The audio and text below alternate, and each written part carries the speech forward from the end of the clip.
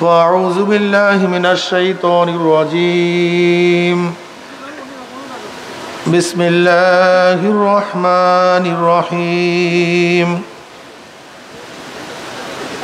يا أيها الذين آمنوا صلوا عليه وسلموا تسليما اللهم صل على سيدنا ونبينا وحبيبنا مولانا محمد صلى الله عليه وعلى آله وأصحابه وبارك وسلم شوائد الشريف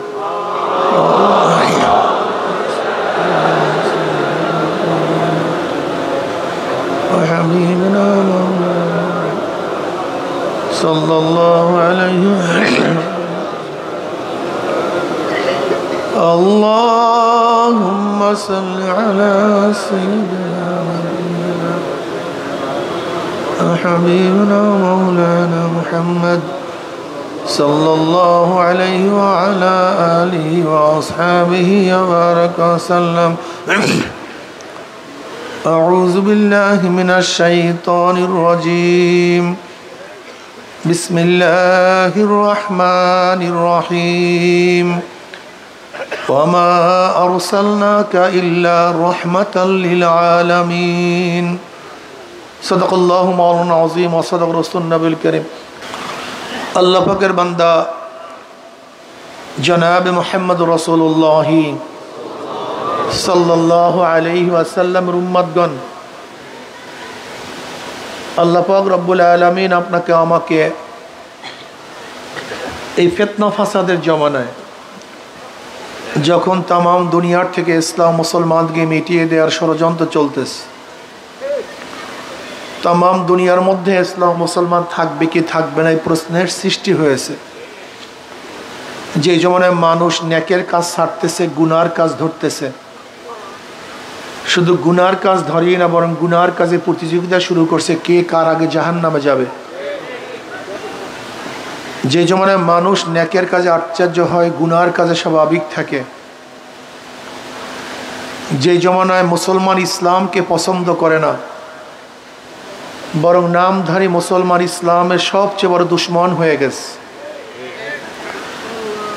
যে জমানায় একদল মানুষ শিরক বিদআতকে ইবাদত মনে করে, যেমন কবর পূজা, ব্যক্তি পূজা, এগুলি শিরক বিদআত, কিন্তু দাবি করে আমি আবেদ, আমি মারেফাতের লোক, আমি তাসাউফ পন্থী, আমি ইলমে বাতিন পন্থী। সে করতেছে শিরক বিদআত কিন্তু নিজেকে আবেদ দাবি করে। এরকম আছে কি নাই ভাই? একদল লোক শিরক বিদআতকে ইবাদত মনে করে, আর একদল লোক যা শিরক বিদআত না তাকে শিরক বিদআত মনে করে। যেমন লামুজহাবি তথাকথিত আহলে হাদিসরা ইমাম মানা, মাযহাব মানাকে শিরক বলে, বিদআত বলে। কি বলে কি বলে না? অথচ এগুলি খুবই জরুরি। একদম সাধারণ মানুষ নয়, যে গভীর ইলমের অধিকারী না, কি ইলমের গভীর, মুস্তাহিদ পর্যায়ের না, মুস্তানবিদ পর্যায়ের না, এরকম একজন ব্যক্তি ইমাম মানা ব্যতীত, মাযহাব মানা ব্যতীত জান্নাতে যাওয়ার কোনো রাস্তাই নাই, কোনো পন্থাই নেই। যেটা জরুরি, খুবই জরুরি, অথচ এইটাকে শিরক বিদআত মনে করে। একদল লোক শিরক বিদআতকে ইবাদত মনে করে, আর একদল লোক যা শিরক বিদআত না তাকে শিরক বিদআত মনে করে। কতিপয় মানুষ তো এরকম আছে, আংশিক দিন পালন করেও পরিপূর্ণ দিন পালন করার ঢেকুর তুলে পালন করে, আংশিক দাবি করে আমার চেয়ে বড় দিনদার আর দুনিয়াতে নেই। সেই মুহূর্তে আল্লাহ পাক রব্বুল আলামিন আপনাকে আমাকে কোরআন ও হাদিসের মাজলিস, আলেম ওলামা, মুমিন মুত্তাকিন, জাকিরিন শাকিরিনদের গুরুত্বপূর্ণ এক দামি মজলিসে আসার, বসার, বলার, শোনার তৌফিক আল্লাহ পাক দান করছেন। শুকরিয়া তান সবাই বলে আলহামদুলিল্লাহ। এই এই মাজলিস অনেক গুরুত্বপূর্ণ, অনেক দামি। আমি সব সময় জিকিরের মাজলিসকে ধোলাই কারখানা বলি। ধোলাই কারখানায় ময়লা জামা কাপড় দেওয়া হয়, কারখানাওয়ালা মেহনত করে তাকে পরিষ্কার হিসেবে আপনার কাছে সাপ্লাই দেয়। ময়লা কাপড় কারখানায় দিলে পরিষ্কার হয়ে ফেরত আসে। দুনিয়ার ধোলাই কারখানায় ময়লা কাপড় সাফ করা হয়, আর আখিরাতের ধোলাই কারখানায় গুনাহ সাফ করা হয়, গুনাহ পরিষ্কার করা হয়। এখানে ঢুকছিলাম গুনাহ নিয়া, আল্লাহ পাক কবুল করলে মাজলিস থেকে বের হয়ে যাবে, গুনাহ সব সাফ হয়ে যাবে। বলবেন না সুবহানাল্লাহ? একটু বলেন না সবাই। এই আপনার সুবহানাল্লাহ বলার সাথে সাথে 1000 নেকি আমলনামায় লেখা হয়ে গেছে, 1000 গুনাহ ঝরে গেছে।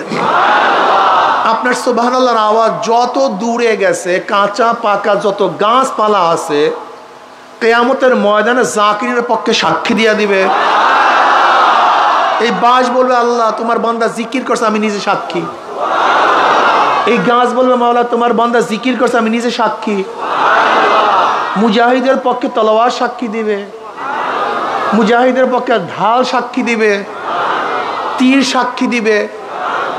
এই জমিন সিজদাগিরের পক্ষে সাক্ষী দেবে আল্লাহ তোমার এই বান্দা আমার বুকের মধ্যে কপাল ঠেকায় তোমাকে সিজদা করছে। কাজে এর জন্য আওয়াজে জিকির করলে অনেকগুলি ফায়দা। যে ব্যক্তি গাফেল, জিকির স্মরণ ছিল না, আপনার জিকিরের আওয়াজে তার মধ্যে জিকিরের স্মরণ আসবে। আর আপনার কারণে যত ব্যক্তি জিকির করবে, ওই ব্যক্তি জিকির করার কারণে যত সওয়াব হবে, যার কারণে জিকির করছে ওই ব্যক্তির আমলনামা ওই পরিমাণে নেক লেখা হবে। কথাটা বুঝাতে পারি নাই।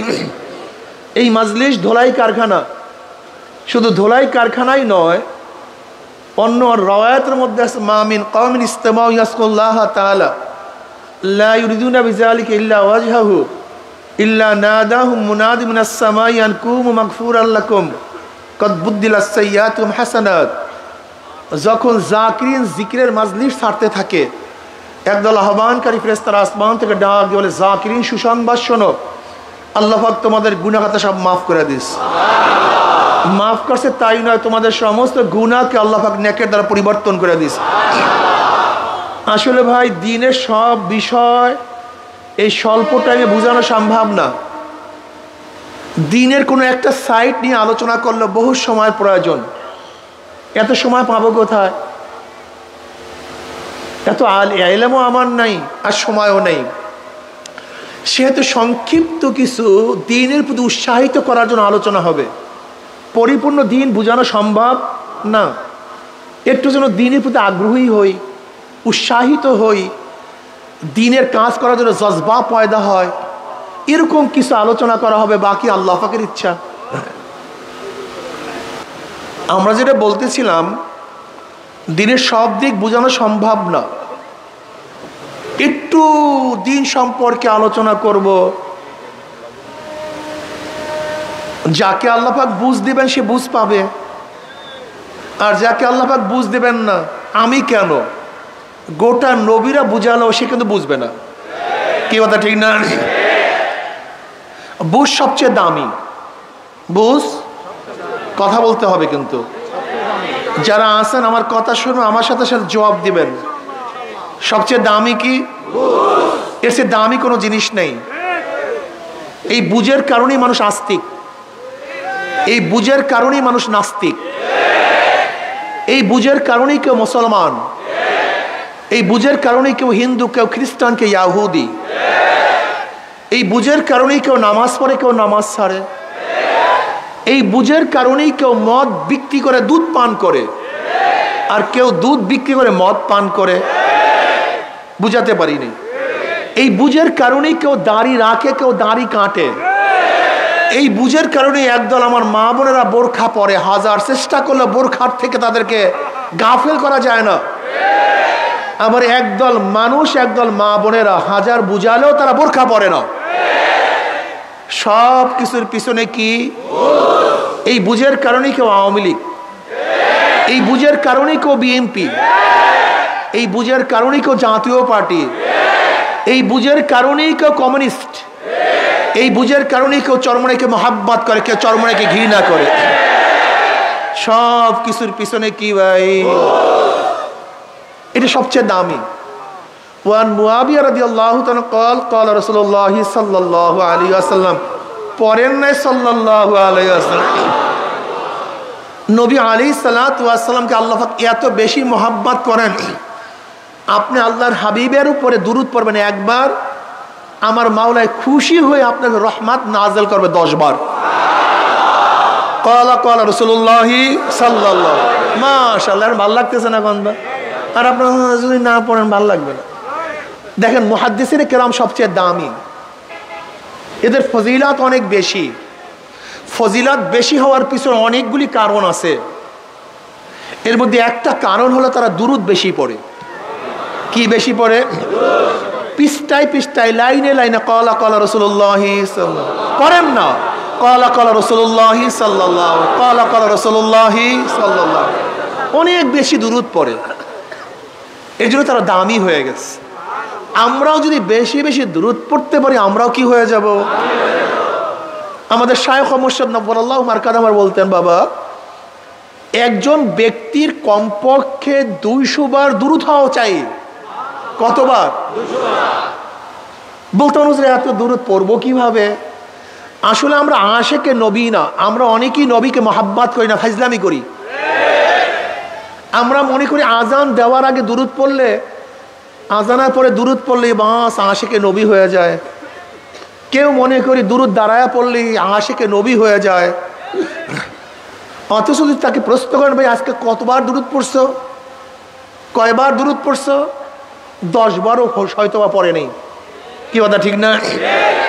রসম কি এশকে নবী মনে করি, নিজের মন গড়া কাজকে এশকে নবী মনে করি।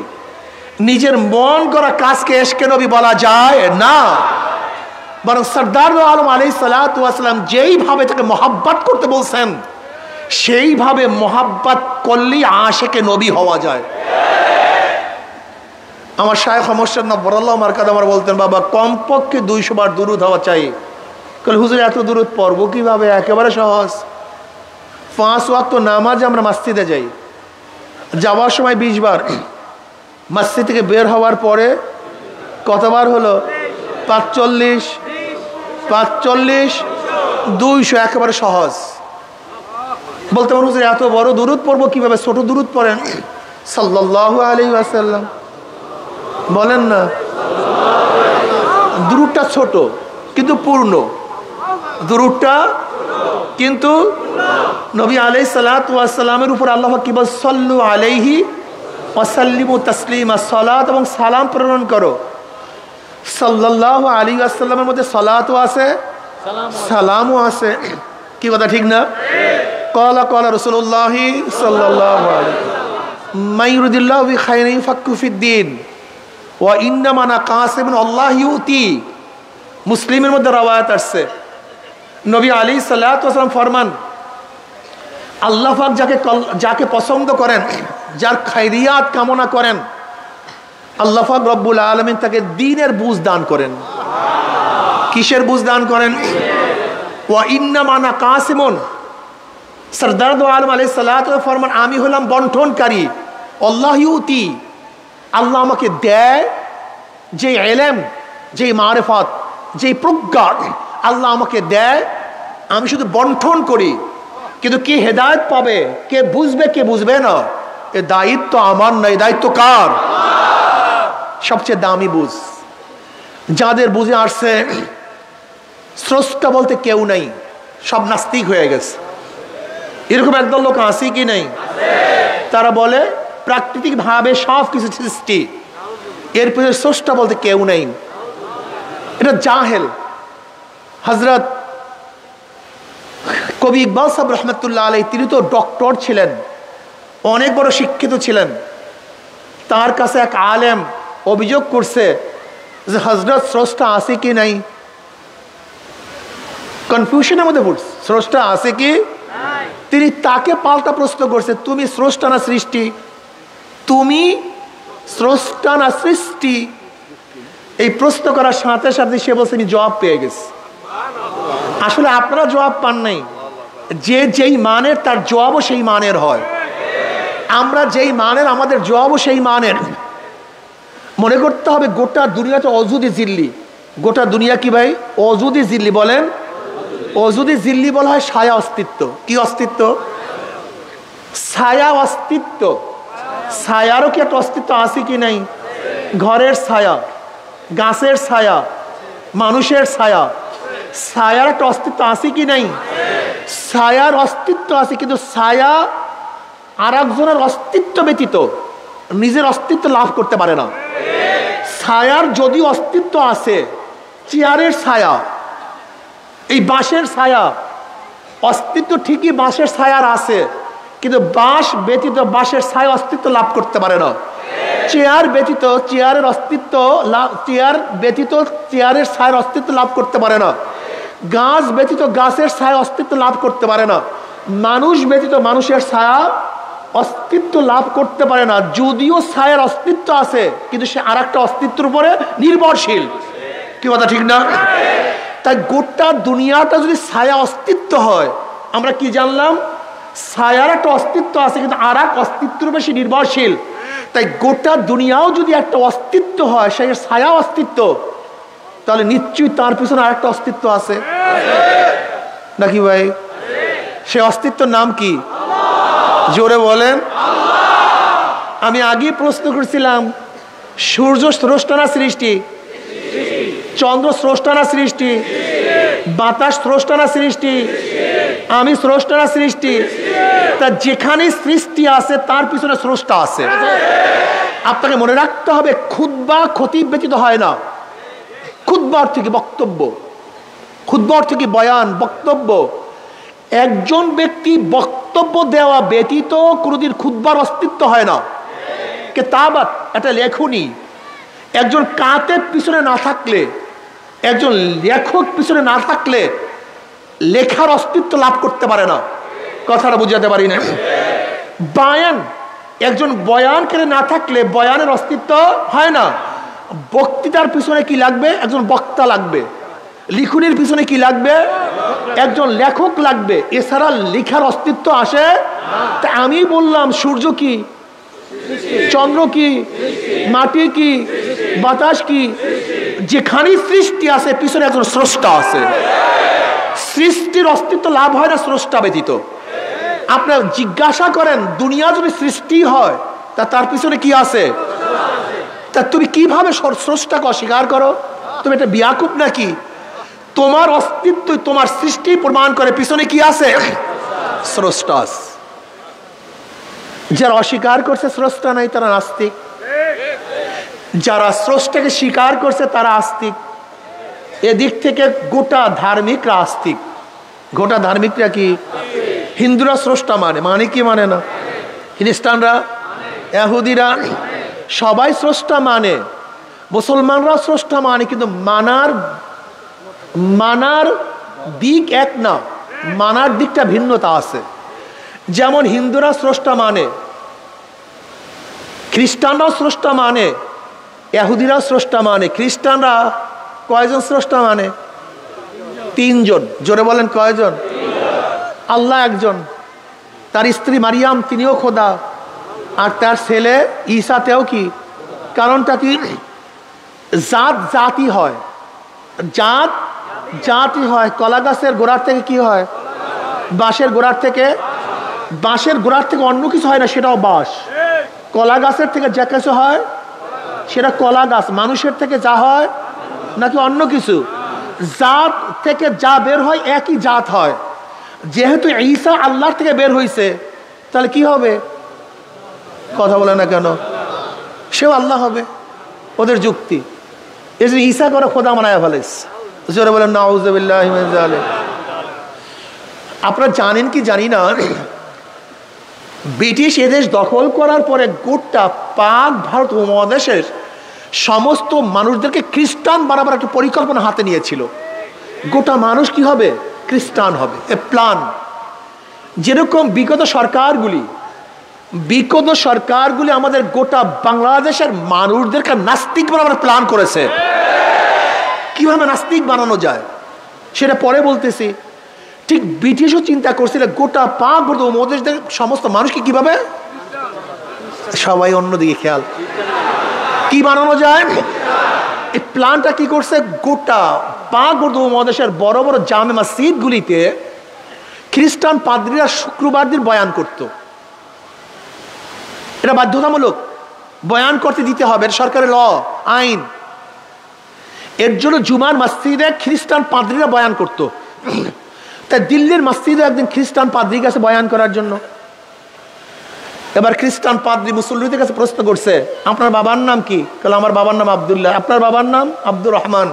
বলে আপনার বাবার নাম? বলে আব্দুল করিম। বলে আচ্ছা, এখানে বাবা ছাড়া কেউ নাই? বলে না। একজন বাবা ছাড়া নাই? বলে না। বাবা ছাড়া কেউ হতে পারে? বলে না। এবার পাদ্রী পাল্টা প্রশ্ন করছে, যেহেতু বাবা ছাড়া কেউ হতেই পারে না, প্রত্যেকের বাবা আছে, এবার বলেন তো ঈসার বাবাকে? প্রশ্ন করছে, এবার বলেন তো ঈসার বাবাকে? এখন প্রত্যেকের দিকে তাকায়, কেউ জবাব দেয় না। তাহলে যান, এই প্রশ্নের জবাব আজকে দেওয়ার দরকার নেই, আগামী জুমায় এই প্রশ্নের জবাব দিবেন। সবার যেহেতু বাবা আছে, বাবা ছাড়া কেউ জন্মগ্রহণ করতে পারে না, নিশ্চয়ই ঈসার একজন বাবা আছে, সেই বাবাকে আগামী জুমার মসজিদে জবাব দিবেন। একজন মুসল্লি দাঁড়ায় বলতেছে, আগামী জুমার দরকার নাই, পাদ্রী সাহেব বলেন, আমরা ফেল করছি, আপনি বলেন ঈসার বাবাকে। আমরা ফেল করছি, আপনি বলুন। এবার পাদ্রী সাহেব বলছে, দেখেন বাবা ছাড়া কেউ হতে পারে না, এটা নিশ্চিত, তা নিশ্চয়ই ঈসার একজন বাবা আছে, সেই বাবা আল্লাহ। এবার মুসল্লি পাল্টা প্রশ্ন করছে, বুঝলাম তো আল্লাহ ঈসার বাবা, তা ঈসার বাবার সন্তান কয়জন? ঈসার বাবার সন্তান একজন। আমার সন্তান 10 জন, আর ঈসার বাবার মাত্র একজন সন্তান। ঈসার বাবা এত দুর্বল, এত অপারক, মাত্র একটা সন্তান জন্ম দিছে, আমি 10টা সন্তান জন্ম দিছি। যদি ঈসার বাবা এত দুর্বল হয়, সে আমাদের খোদা হতে পারে না, তাকে আমি আল্লাহ মানতে পারি না। ওই যে পাদ্রী ভাগছে, আর কোনোদিন দিল্লির মসজিদে ঢোকে নেই, পালায়া গেছে। ঠিক আমাদের গোটা সন্তানদেরকে নাস্তিক বানাবার চক্রান্ত চলতেছিল। কিভাবে? দি অরিজিন অফ ম্যান, মানুষের আদি উৎস কি? মানুষ কি আদম থেকে না মানুষ থেকে, না মানুষ জানোয়ারের থেকে? একটা মাসালা আছে কি নেই? আমাদের 6-7 ছোট ছোট বাচ্চাদেরকে, বাবা তুমি পড়ো কিসে, তুমি কিসে, ও দাঁড়াও, মাস্ক খোলো, তোমার এখানে ধুল নেই তো বাবা। এই বাচ্চার মাথা যদি ঢুকানো হয়, এই ছোট বাচ্চার মাথা যদি ঢুকানো হয় যে তোমার উৎস কোথার থেকে, এই বাচ্চাকে জানে থিওরি বিবর্তন কি, পরিবর্তন কি, এটুকু জানে? যদি ওকে ঢুকানো হয় যে তোমার অরিজিন, তোমার উৎস আদম না জানোয়ার থেকে, বানর থেকে, ওকে যদি কোরআন ও হাদিস পরবর্তী বেটেও খাওয়াই, মাথায় ঢুকবে? বসো বাবা, প্ল্যানটা বুঝছেন? শুধু একটা থিওরি, দুইটার দরকার নাই তো, শুধু একটা থিম। দেখেন, সংশয়বাদী, অস্বীকারী আর সংশয়বাদী দুইটাই খতরনাক। অস্বীকারীর চেয়ে সংশয়বাদী আরো খতরনাক। দুইটা প্ল্যান, যে হয়তো অস্বীকার করবা অথবা সন্দেহ করবা, হয়তো কি করবা অথবা যদি বাচ্চার মাথার মধ্যে ঢুকানো যায় আল্লাহ আছে কি নাই, তাহলে বাস ক্লিয়ার, বুঝাতে পারি নাই। যেমন ধরে না, আপনি বাসে ঢাকা যাইতেছেন, একটা ব্যক্তি আপনার পাশের সিটে ছিল, আর একটা ব্যক্তি সে উঠা যাওয়ার সময় পাশের ব্যক্তিকে বললো, ভাই আপনার পাশে যে ব্যক্তি আছে তার কিন্তু চরিত্র বেশি ভালো না, এই কথা বলে সে চলে গেছে। আচ্ছা বলেন তো, যেই ব্যক্তির ব্যাপারে আপনাকে সন্দেহ সৃষ্টি করছে, এখন ওই ব্যক্তি যদি আপনাকে কিছু খেতে দেয়, আপনি খাবেন? যদি জোরাজুরি করে, সন্দেহ, যত জোরাজুরি করবে, কারণটা কি বলেন তো? ঠিক কাউর যদি কোরআন ও হাদিসের উপর একটা সন্দেহ সৃষ্টি হয়, ওদের মূল প্ল্যানটা কি ছিল দেখেন তো?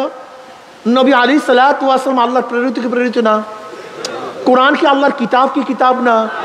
তা আমরা কি আদম থেকে না? ব্যাস, এই সন্দেহ। বিশ্বাস করেন অথবা নাই করেন, এখানে যারা মুসল্লি আছেন এর মধ্যে হাজারো মুসল্লি আছেন সংশয়বাদী। অনেক মুসল্লি সংশয়বাদী, আল্লাহকে সেজদা দেয় কিন্তু সন্দেহ, রোজা রাখে সন্দেহ, ইবাদত করে সন্দেহ, সংশয়বাদী। অনেক মানুষের মনের মধ্যে সংশয় ঢুকছে যে আসলেও কি না কি। মারাত্মক অবস্থা। ইমানের মধ্যে সন্দেহ সৃষ্টি করার চেষ্টা করছে। এই যত আর্টিকেল, যত নাটক, যত নভেল, যত সিনেমা, এর মূল কি? আমাদের ইমানের উপরে আঘাত করা, আর কিচ্ছু না। শুধু ইমানের উপরে আঘাত করো। আপনি ভাবছেন আপনি নামাজ পড়তেছেন কিসের বলে জানেন? ইমানের কারণে। আপনি রোজা রাখতেছেন কেন জানেন? ইমানের কারণে। আপনি নামাজ পড়েন না কেন জানেন? আপনার ইমান দুর্বল হওয়ার কারণে। আপনি রোজা ছাড়তেছেন জানেন? ইমান দুর্বল হওয়ার কারণে। আসলে ইবাদত মূল না, ইবাদত মূল কিচ্ছু না। ইবাদত যেই জিনিসে করায় সেই জিনিসের বারবার আঘাত করতেছে ওরা, সেটা হলো ইমান। সেটা কি?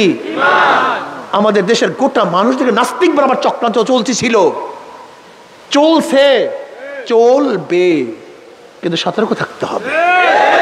ইমানের ব্যাপারে কারোর সাথে কোনো আপোষ নেই, কোনো আপোষ নাই। জীবন চলে যাবে কিন্তু ইমান ছাড়বো না ইনশাআল্লাহ।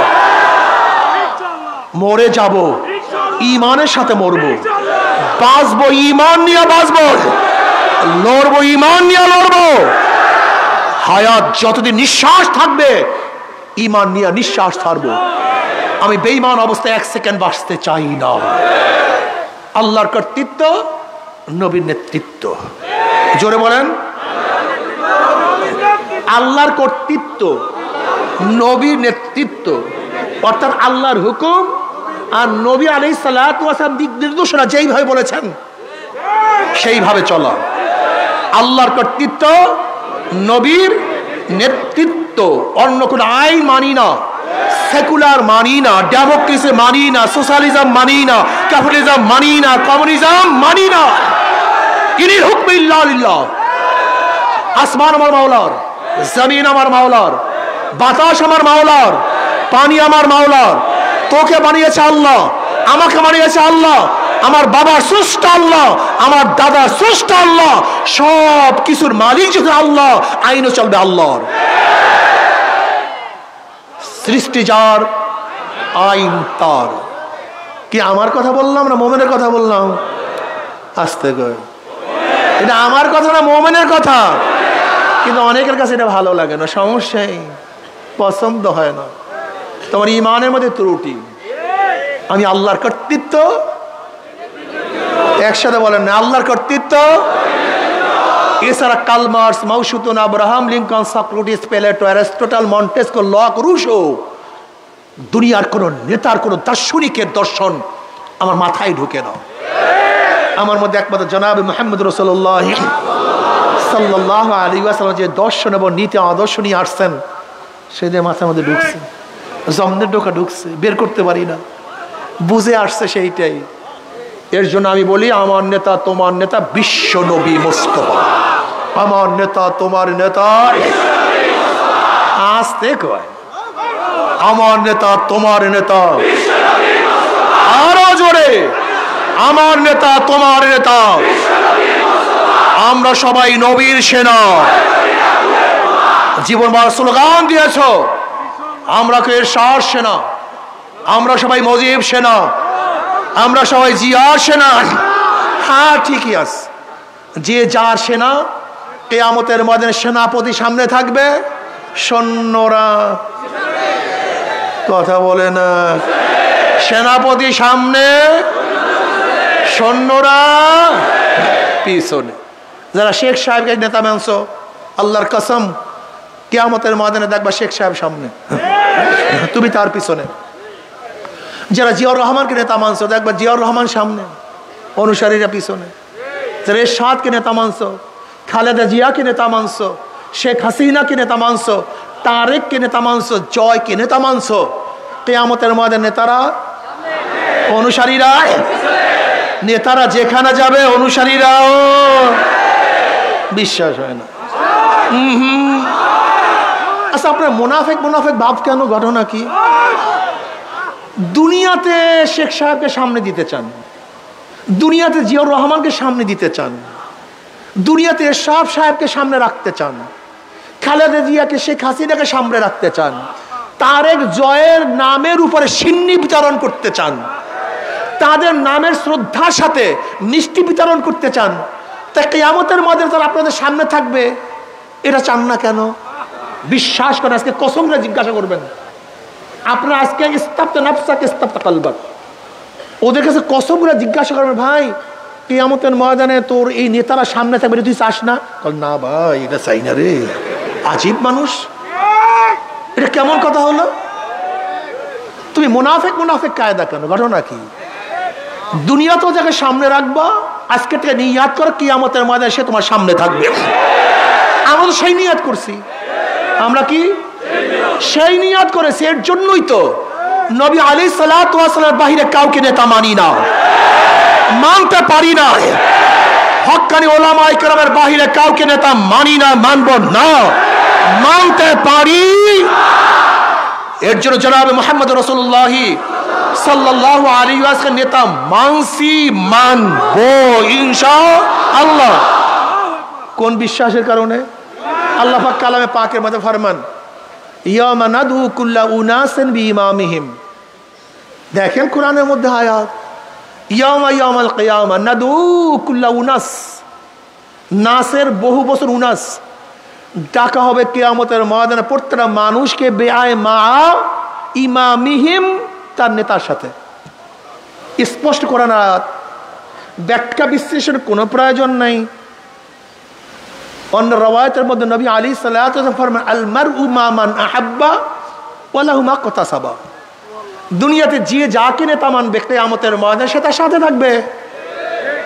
সোজা হিসাব, মান তাশাব্বাহা বিকওমিন ফাহুয়া মিনহুম।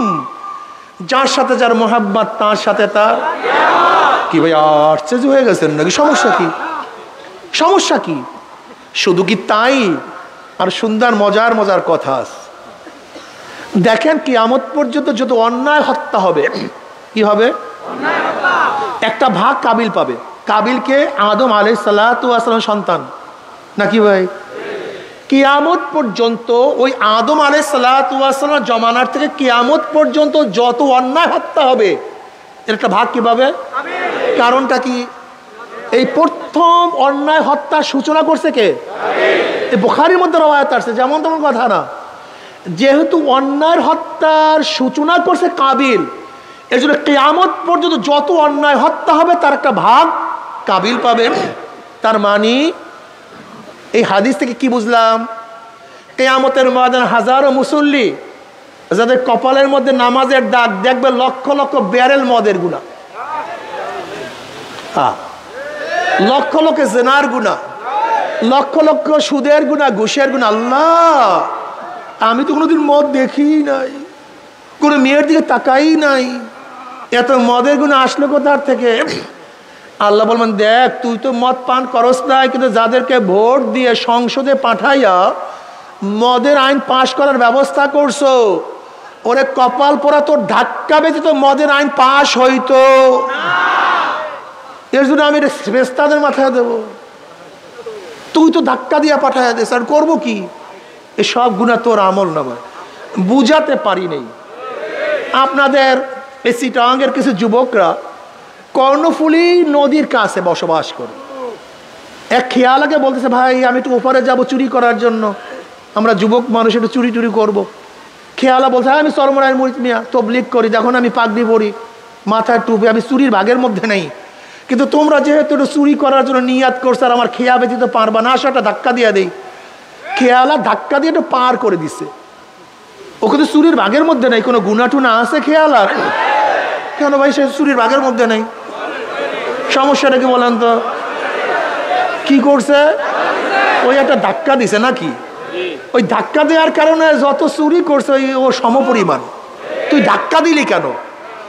আপনার ভোটের ধাক্কা যদি সংসদে পাঠাইতে না পারতেন, যখন স্পিকার সাহেব বিল উত্থাপন করছে মদের পক্ষে কে, মদের পক্ষে কে, মদের পক্ষে কে হাত তুলছেন?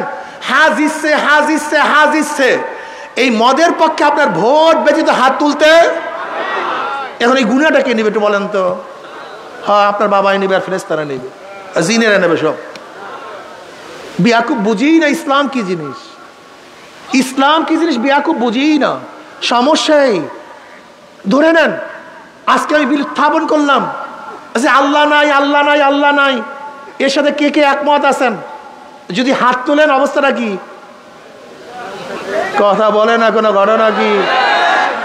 আমি বিল উত্থাপন করলাম আল্লাহ নাই আল্লাহ নাই আল্লাহ নাই, এর উপরে কে কে একমত আছে? হাত তুলেন, অবস্থাটা কি?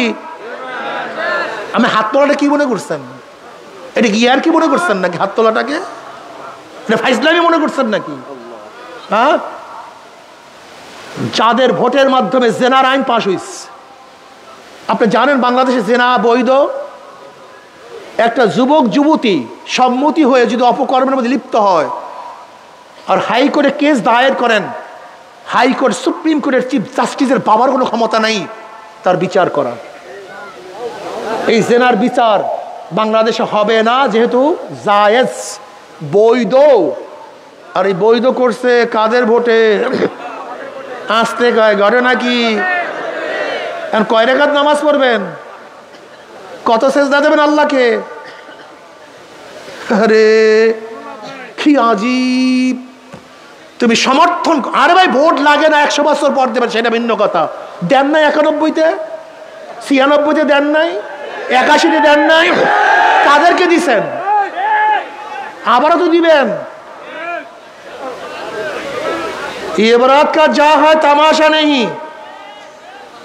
শোনেন, লাস্তা আলাইহিম বিমুসাইতির, আমি বক্তব্য মানাবার জন্য আসি না, বক্তব্য শোনাবার জন্য আসছি। একজনও মানিয়েন না আমার কথা, একজনও মানিয়েন না, কোনো আফসোস নেই, কোনো সমস্যা নেই।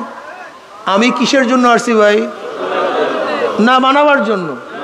মানেন আর না মানেন, গাঠি বাড়িয়া ফালায়া দেন, কিন্তু বুঝিয়া শুনিয়া কিয়ামতের ময়দানে উঠবেন। খবরদার, যারা কিয়ামতকে বিশ্বাস করেন, যারা বিশ্বাস করেন না তাদের কাছে কোনো বক্তব্য নেই।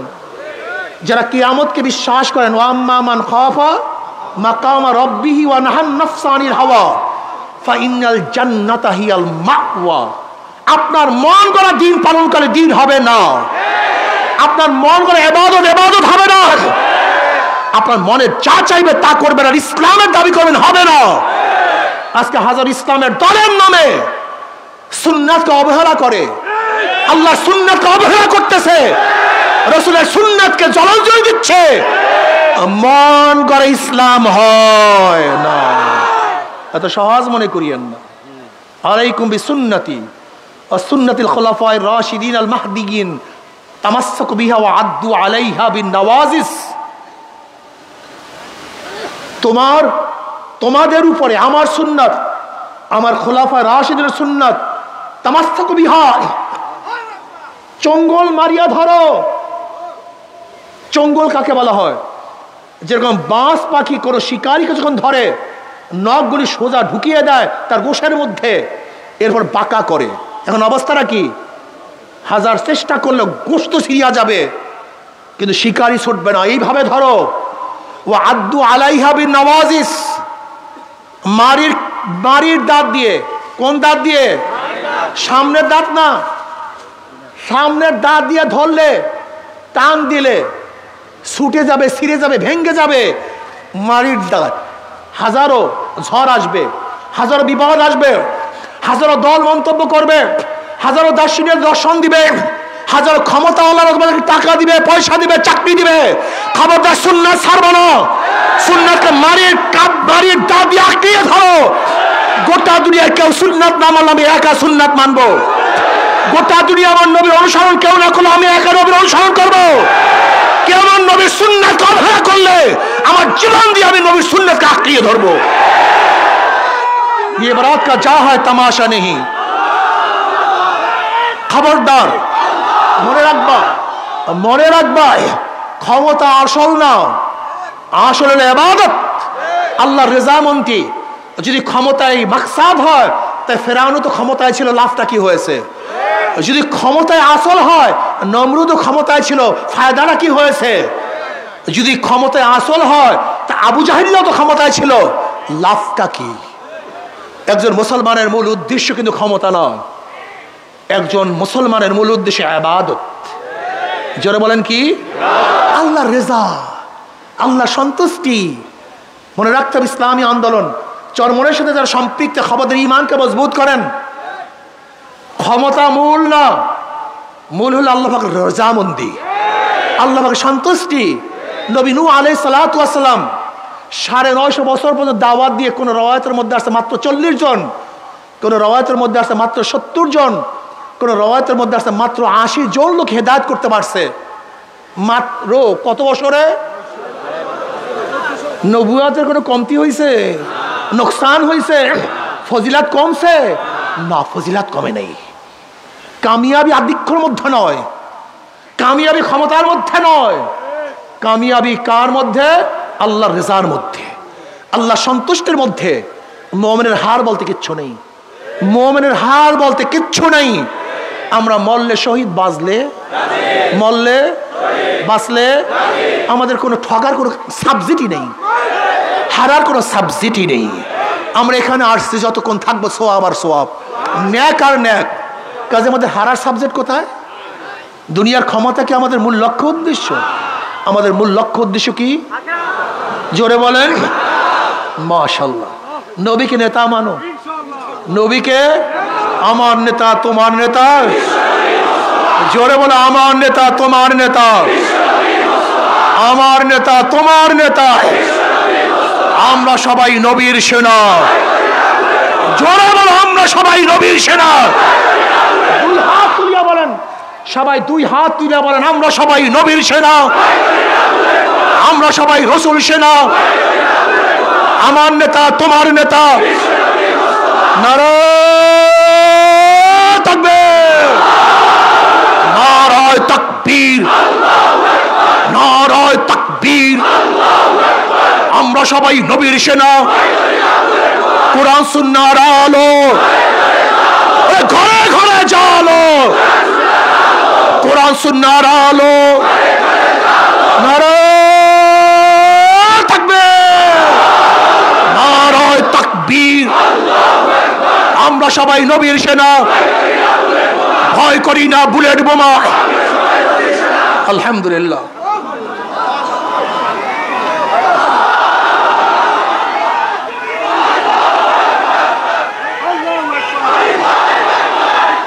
বসেন সবাই। দেখেন, আমরা দুনিয়াতে কিছু না পাইলেও সবসময় আখিরাতের চিন্তা করি। ওমর রাদিয়াল্লাহু তাআলা আনহু, বুখারীর মধ্যে রওয়ায়াত আছে, বসে বসে খেজুর খায়। নবী আলাইহিস সালাতু মাসো ওই জান্নাতের দিকে, যার প্রশস্ততা আসমান এবং জমিনের ফাঁকা পরিমাণ। ওমর রাদিয়াল্লাহু বললেন বাহ বাহ। নবী বলেন বাহ বাহ বললা কেন? বলে ওই জান্নাতের মালিক হতে চাই, ওই জান্নাতের মালিক হতে চাই। নবী আলাইহিস সালাতু ওয়াস সালাম বলেন হ্যাঁ। ওমর রাদিয়াল্লাহু খাজুরকে ফেলে দিলেন, বলে খাজুর খাওয়া পর্যন্ত সময় আমি দিতে পারবো না। ঝাঁপায়া পড়ছেন, যুদ্ধের ময়দানে শহীদ হয়ে গেছেন। দুনিয়াতে টাকা পাইছিলেন, পদ পাইছিলেন, তা ঝাঁপায়া পড়ছেন কিসের আশায়? কথা বলে না কেন? বাস আমরা চাই জান্নাত। এক সাহেব বলছে ইয়া নবী আল্লাহ, আমি ঈমান আনলে কি হবে? বলে জান্নাত পাবা। বলে আমাকে তওবা করেন, বয়াত করেন। মুসলমানের খেলা কি? জোরে বলেন জান্নাত। আমরা জান্নাত চাই, আল্লাহর রেজা চাই, আল্লাহর সন্তুষ্টি চাই, নবীর সাথে কিয়ামতের ময়দানে জান্নাতে যেতে চাই। রাজি আছো তো? আল্লাহ কবুল করিয়া নেও না সবাইকে। যদি জান্নাতে যেতেই চাও, নবীকে মোহাব্বত করতে হবে। মান আহাব্বা সুন্নতি ফাকাদ আহাব্বানি ওয়া মান আহাব্বানি কানা মাই ফিল জান্নাহ। নবীর মোহাব্বত সাহাবাদের মধ্যে কত সুন্দর ছিল, কত মারাত্মক তাদের মোহাব্বত ছিল নবীর। হযরত আফরার দুই সন্তান মুআজ রাদিয়াল্লাহু আনহুমাকে তার মা দুইজনকে নিয়ে আসছেন। বলছি ইয়া নবী আল্লাহ, ইয়া রাসূলুল্লাহ, মক্কার মধ্যে আবু জাহেল আপনাকে অনেক কষ্ট দিছে, আমার সন্তানদেরকে নিয়ে যান মক্কার মধ্যে, যারা কষ্ট হচ্ছে তাদের বিরুদ্ধে যুদ্ধ করার জন্য। নবী আলাইহিস সালাতু ওয়াস সালাম বলে তো ছোট বাচ্চা, এরা তো যুদ্ধ করতে পারবে না।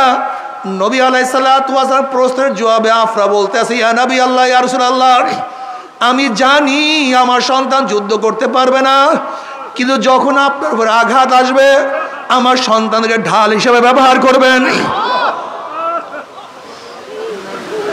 এ আমার মা বোনেরা, ও আমার মা ও বোনেরা, এই আফরা রাদিয়াল্লাহু আনহা কিয়ামতের ময়দানে উঠবে, তুমি আমিও কিয়ামতের ময়দানে উঠব।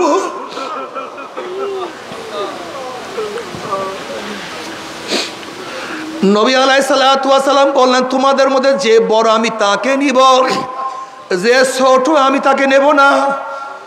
এবার ছোট ভাই বড় ভাইকে বলছে, ভাইয়া আমরা যখন পাশে দাঁড়াবো তুমি একটু নিচু হইয়া দাঁড়াবো, আমি একটু পায়ের উপরে ভর দিয়া দাঁড়াবো, যেন আমাদের দুজনকে সমান দেখা যায়। নবী আলাইহিস সালাতু ওয়াস সালাম তার অবস্থা দেখেন, মিঠুর মুঠে হাসতে আছেন। যখনই দাঁড়াইছে দেখো দুজন সমান, এখন কাকে বাদ দিবে কাকে নিবে? এবার নবী আলাইহিস সালাতু পরীক্ষা করে, তোমাদের মধ্যে যার শক্তি বেশি আমি তাকে নেব, যার শক্তি কম আমি তাকে নেব না। এবার ছোট ভাই বলছে, ভাইয়া যদি তুমি আমাকে হারাইয়া দাও আমি যুদ্ধের নেয়ামত থেকে মাহরুম হয়ে যাব, বরং একবার তুমি আমাকে হারাবা আর একবার আমি তোমাকে হারাবো। যখন সমান হয়ে যাব নবী আলাইহিস সালাতু ওয়াস সালাম আমাদের কাউকে রাখিয়া যাইতে পারবে না। এবার একবার ছোট ভাইকে হারাইছে, আর একবার ছোট বড় ভাই ছোট ভাই বড় ভাইকে হারাইয়া দিছে। এবার দুজন যুদ্ধের ময়দানে রওনা করছে।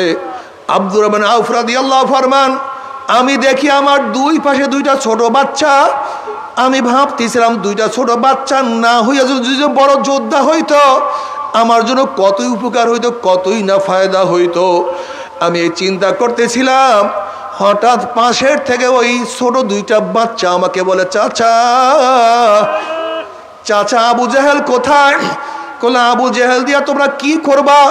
তখন বাচ্চা দুইটা বলতে আছে, আবু জেহেল আমার নবী আলাইহিস সালাতু ওয়াস সালামকে মক্কায় বহুত কষ্ট দিছে, আমার নবী সেজদার মধ্যে পড়ছে, তার মাথার উপরে উঠে পচা নারী বুড়ি চাপাইয়া দিছে, আমার নবীকে শিয়াবে আবু তালেবের মধ্যে 3 বছর অবরুদ্ধ অবস্থায় রাখছে, আমার নবীকে দেশ ছাড়িয়া হিজরত করতে বাধ্য করছে, আমার নবীকে এত কষ্ট দিয়ে সেই প্রতিশোধ নেওয়ার জন্য আমরা মক্কায় ময়দানে চলে আসছি।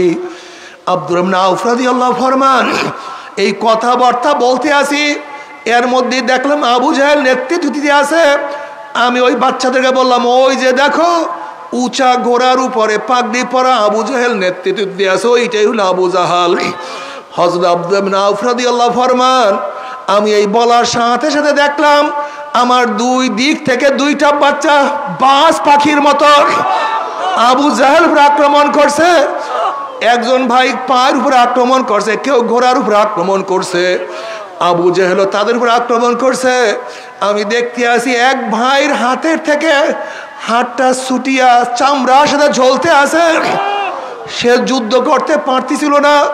হঠাৎ আমি দেখলাম যার হাত চামড়ার সাথে লাগা, সে হাতটাকে পায়ের নিচে নিয়ে একটা ঝটকা টান মারিয়া তার হাতটাকে সিরিয়া ফালাইয়া দিছে। বাবা রে,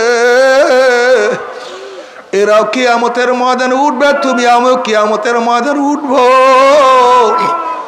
কি নিয়া কিয়ামতের ময়দানে উঠবো? খবরদার হিসাব নিকাশ না মিলাইয়া কেউ মাওলার কবরে যাইও না। আমার যুবক বাবার, আমার মুরব্বী বাবার, আমার পর্দার মা বোনেরা, কি নিয়ে রওনা করছো? কোথায় রওনা করছো? কি নিয়ে রওনা করছো? হাসিবু কবলাম তুহাসাবু, তোমার কাছে হিসাব নেওয়ার আগে তুমি তোমাকে হিসাব নাও। তোমার নামাজের অবস্থা কি? তোমার রোজার অবস্থা কি? তোমার পর্দার অবস্থা কি? আল্লাহ তুমি মাফ করিয়া দাও। আল্লাহ খবরদার, খবরদার, তওবা না করিয়া মাওলার কবরে যাইও না। যদি তওবা না করিয়া মাওলার কবরে যাও, ওই কবর তার কবর থাকবে না। কোন কোন নাফরমানের কবরের দুই পাশের মাটি এত জোরে চাপ মারবে, চাপের জোরে এক পাজরের হাঁটি আর এক পাজরে লাগাইয়া ফেলবে। আল্লাহ মাফ করিয়া দাও। আর যদি মাওলাকে রাজি খুশি করিয়া কবরে যাইতে পারো, কবরটা জান্নাতের বাগিচা হয়ে যাবে। কিয়ামতের ময়দানে উঠবে আল্লাহ পাক রব্বুল আলামিন তোমার চেহারাকে আলোকিত করিয়া ফেলাইবেন। আমলনামার ডাইন হাতে পড়িয়া যাবে, নেকের পাল্লা ওজন হইয়া যাবে, গুনার পাল্লা হালকা হইয়া যাবে। আল্লাহ তুমি আমাদের সবাইকে মাফ করিয়া দাও। তবে মুমিন মুসলমান বলতে সবাই মনে চায় গুনার থেকে ফিরিয়া নেক আমল করিয়া মাওলার জান্নাতে তো সবাইরই যাইতে মনে চায়। গুনাহ নিয়া মাওলার জাহান্নামে কাউরি কিন্তু যাইতে মনে চায় না। কিন্তু কেনই বা আমরা নেক আমল করতে পারি না, কেনই বা গুনার কাম ছাড়তে পারি না? এর মূল কারণ হলো আপনার এবং আমার পিছনে নফস এবং শয়তান লাগিয়া রয়েছে। এই নফস এবং শয়তান থেকে বাঁচার জন্য যে কোনো একজন হক্কানি আল্লাহর ওলির হাতে হাত দিতে হবে রে বাবা। খবরদার, বর্তমান জমানায় পীর মুরিদের নামে ভেজাল, ব্যবসা, দলাদলি, হিংসা, হাসাদে পরিণত হয়ে গেছে। সমস্ত আল্লাহর ওলির একমত যে এই পীরের 5 জন মুরিদের মধ্যে কম পক্ষে 3 জনকে দেখবা আলহামদুলিল্লাহ সুন্নাত মুআফাক আমল আখলাক মজবুত হইয়া যাইতে আছে, গুনার কাম ছাড়তে আছে, নেকের আমল ধরতে আছে, কলম নরম হইয়া চোখে পানি আসতে আছে। এরকম একজন হক্কানি আল্লাহর ওলির সাথে হাতে হাত দিয়া তার কথা অনুযায়ী মাওলার কবরে যাইও। আল্লাহুম্মা আমিন। রব্বানা যালামনা আনফুসানা ওয়া ইল্লাম তাগফির লানা ওয়া তারহামনা লানাকুনান্না মিনাল খাসিরিন। আল্লাহ, আমরা কতিপয় গুনাহগার বান্দা, গুনার বোঝা মাথায় দিয়া তোমার শাহী দরবারে হাত তুললাম রে মাওলা।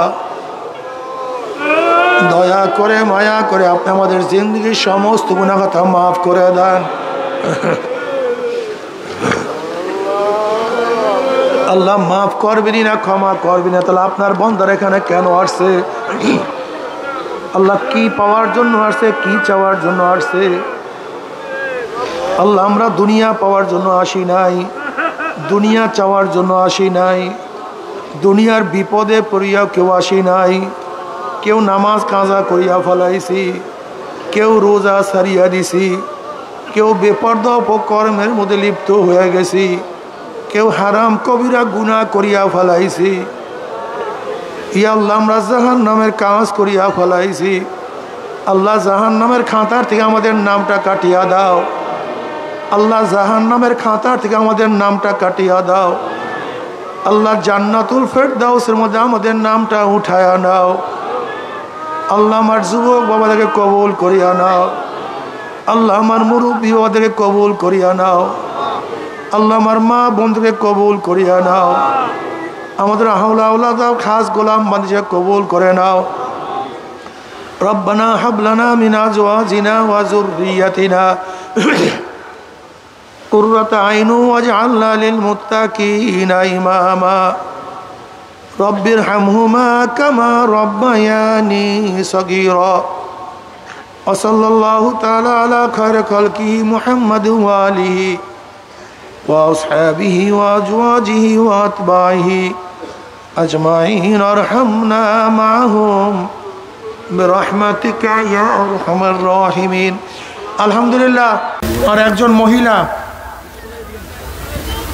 মহিলা আলহামদুলিল্লাহ ইসলাম ধর্ম গ্রহণ করতেছে, মহিলা প্যান্ডেলে আছে আলহামদুলিল্লাহ। ওনার নাম ছিল আমি বৃষ্টি শ্রীদাস, এখন বর্তমানে নাম হলো ফাতেমা বেগম। সবাই আলহামদুলিল্লাহ। আপনি মহিলা প্যান্ডেল থেকে আমার সাথে পড়েন, সবাই পড়েন কলেমা তাইয়্যিব লা ইলাহা ইল্লাল্লাহু মুহাম্মাদুর রাসূলুল্লাহ। কলেমা শাহাদাত আশহাদু আল্লা ইলাহা ইল্লাল্লাহু ওয়াহদাহু লা শারীকা লাহু ওয়া আশহাদু আন্না মুহাম্মাদান আবদুহু ওয়া রাসূলুহু। আর শোনেন, এই তরিকার